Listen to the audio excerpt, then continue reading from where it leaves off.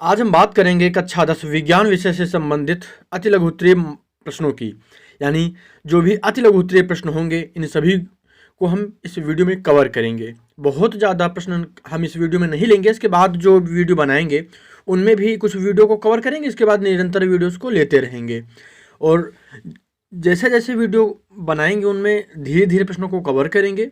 बहुत लंबा वीडियो सिर्फ लास्ट में आपके लिए बना दिया जाएगा ताकि आप रिवीजन कर सकें कम समय में ज़्यादा से ज़्यादा प्रश्नों का। चलिए वीडियो को शुरू करते हैं। अगर आप चैनल पर नए हैं तो सब्सक्राइब जरूर करिएगा। विज्ञान विषय की पूरी तैयारी यहाँ पर आपको करवाई जाएगी और इसका सिलसिला जारी है। चलिए हम शुरू करते हैं। पहला प्रश्न होगा हमारा यहाँ पर, अभिक्रिया की गति प्रभावित करने वाले प्रमुख कारकों के नाम लिखिए।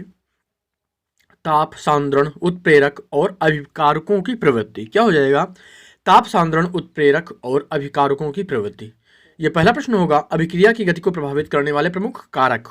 इंपॉर्टेंट प्रश्न है और कम समय में ज़्यादा से ज़्यादा प्रश्नों को लेने का मैंने प्रयास किया है। हम यहाँ पर अगला प्रश्न देखेंगे। भोजन के पाचन में कौन सी अभिक्रिया होती है? वियोजन अभिक्रिया। और ये प्रश्न आपसे बहुविकल्पीय प्रश्नों में भी पूछा जा सकता है और इसके अलावा अति लघुत्तरीय में, जैसा कि यहाँ पर आपको बताया गया है। उसके बाद रासायनिक समीकरण का संतुलित करना किस नियम पर आधारित है? यानी रासायनिक समीकरणों को संतुलित करना किस नियम पर आधारित है? उत्तर क्या होगा? द्रव्यमान संरक्षण के नियम पर। ये सारे प्रश्न इंपॉर्टेंट है। मैं सिर्फ उन्हीं प्रश्नों को कवर करवा रहा हूं जो कि आपकी बोर्ड परीक्षा के लिए महत्वपूर्ण है और आपकी परीक्षा में आपको देखने के लिए मिल सकते हैं। बहुत ज़्यादा प्रश्नों को मैंने कवर नहीं किया है। मैंने वहाँ पर जितने भी प्रश्न बताए हैं इम्पोर्टेंट हैं और प्रयास यही किया है कि प्रश्नों जो बहुविकल्पीय प्रश्न हैं उनकी व्याख्या भी पर्याप्त व्याख्या कर दी जाए, क्योंकि जो जो प्रश्न मैंने वहाँ पे बताए हैं उनके बारे में भी मैंने आपको बताया है। अभी जो लास्ट में मैंने वीडियो कवर किया था 22 मिनट का था, तो उसमें क्या किया है कि उनका सभी का यानी जितने भी बहुविकल्पीय प्रश्न थे उनका रिवीजन के लिए वो वीडियो बनाया है। यानी आप कम समय में देखना चाहें तो 20 मिनट में आप पूरा का पूरा जो बहुविकल्पीय प्रश्न है उनको सबको देख सकते हैं और याद कर सकते हैं। हम आगे देख लेते हैं। अगला प्रश्न क्या होगा? अभिकारक और उत्पाद क्या है? इंपॉर्टेंट प्रश्न है और आपसे पूछा जा सकता है और पिछली परीक्षाओं में पूछा भी गया है। यहाँ से अभिकारक की परिभाषा आपसे पूछी जा सकती है, उत्पाद की परिभाषा पूछी जा सकती है और उदाहरण भी आपको नीचे दिया गया है। अभिकारक क्या हो जाएंगे? वे पदार्थ जो रासायनिक अभिक्रियाओं में भाग लेते हैं अभिकारक कहलाते हैं। वह पदार्थ जो रासायनिक अभिक्रियाओं में भाग लेते हैं अभिकारक कहलाते हैं। इसके अलावा हम देखेंगे उत्पाद क्या होता है। वह पदार्थ जो रासायनिक अभिक्रिया के बाद प्राप्त होता है उत्पाद कहलाता है। अब इसको हम समझेंगे कैसे। यहाँ पर आप देखेंगे एक उदाहरण दिया गया है, एक समीकरण यहाँ पर देखने के लिए मिल जाएगा आपको। Fe यानी लोहा आयरन और Se यानी सल्फर। यहाँ पर जब इन दोनों को देखा जाए तो ये जो है अभिकारक हैं और उसके बाद Fe फेरस सल्फाइड इसे बोलेंगे FeS, ये जो है उत्पाद है। इसको कैसे समझेंगे आप, पहले आपको यह देखना है। यानी वह पदार्थ जो रासायनिक अभिक्रियाओं में भाग लेते हैं, यहाँ पर जो दो पदार्थ हैं ये अभिकारक हैं। क्यों? क्योंकि ये भाग ले रहे हैं रासायनिक अभिक्रियाओं में। Fe+S यानी आयरन और जो सल्फर है ये जो है भाग ले रहे हैं, इसलिए ये हो जाएंगे अभिकारक। आपसे बहुविकल्पीय प्रश्न में भी पूछा जा सकता है।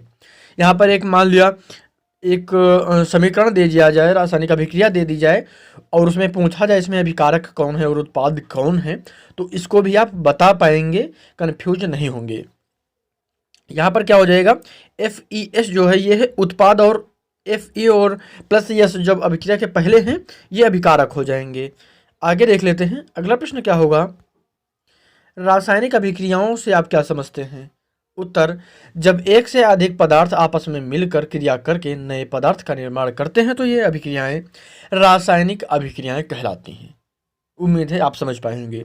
यानी जहाँ पर एक से अधिक पदार्थ होंगे, यानी एक पदार्थ अकेले कोई भी अभिक्रिया या क्रिया नहीं करेगा। यानी जब दो से अधिक पदार्थ होंगे, दो होंगे या फिर दो से ज़्यादा, इस तरह से आप समझ पाएंगे। एक से अधिक यानी दो या दो से अधिक मान सकते हैं पदार्थ आपस में मिलकर क्रिया करते हैं और नए पदार्थ का निर्माण करते हैं, तो ये जो अभिक्रिया होती है ये रासायनिक अभिक्रियाएं कहलाती हैं। इसको आप चाहें तो स्क्रीनशॉट के रूप में रख सकते हैं।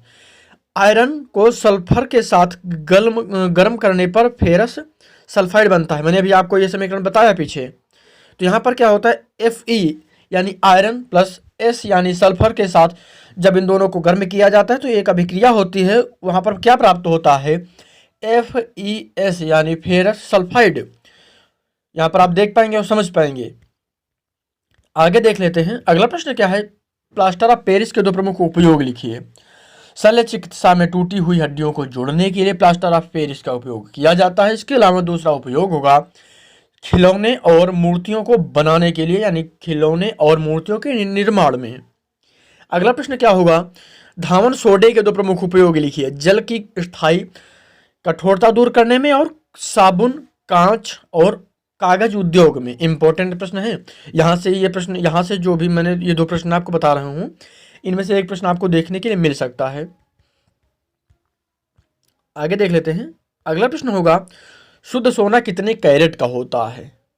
24 कैरेट का। अगला प्रश्न है, खनिज से आप क्या समझते हैं? धातुओं के यौगिक पृथ्वी के अंदर अंदर खानों में जिस रूप में पाए जाते हैं उन्हें खनिज कहते हैं। यानी जो भी खनिज मिलते हैं, जो भी यौगिक मिलते हैं नीचे जिस रूप में मिलते हैं उन्हें खनिज कहा जाता है। और अयस्क क्या होते हैं? इंपॉर्टेंट प्रश्न है ये। जिन खनिजों से किसी धातु को प्रचुर मात्रा में कम खर्च पर आसानी से प्राप्त किया जा सकता है, तो इस प्रकार के खनिज को उस धातु का अयस्क कहते हैं। इंपॉर्टेंट प्रश्न होगा। आगे देख लेते हैं। अगला प्रश्न है, प्रकृति में मुफ्त अवस्था में पाई जाने वाली दो प्रमुख धातुओं के नाम लिखिए। सोना, चांदी और प्लेटिनम। क्या होगा? सोना, चांदी और प्लेटिनम। अगला प्रश्न होगा, किन्हीं दो ऐसी धातुओं के नाम लिखिए जिनमें भंगुरता तथा तन्यता दोनों गुण पाए जाते हैं। कार्बन तथा फास्फोरस। क्या होगा? कार्बन तथा फास्फोरस। किन्हीं दो ऐसी अधातुओं के नाम। यहाँ पर क्या होगा, ये प्रश्न को आप ध्यान रखेंगे, गलती से आप अधातु न समझिएगा। क्या होगा, किन्हीं ऐसी दो अधातुओं के नाम बताइए। अधातुओं के नाम लिखिए जिसमें भंगुरता तथा तन्यता दोनों के गुण पाए जाते हैं। कार्बन और फास्फोरस। और ये प्रश्न जो है आपसे OMR के लिए भी पूछा जा सकता है, इसलिए भी ये प्रश्न इंपॉर्टेंट होंगे। ये जितने भी प्रश्न मैं आपको बता रहा हूँ इंपॉर्टेंट हैं। मैं हर बार आपसे कह रहा हूँ, आप चाहे तो वीडियो को 1 से 2 बार देख लीजिएगा। ये सारे के सारे प्रश्न इंपॉर्टेंट हैं।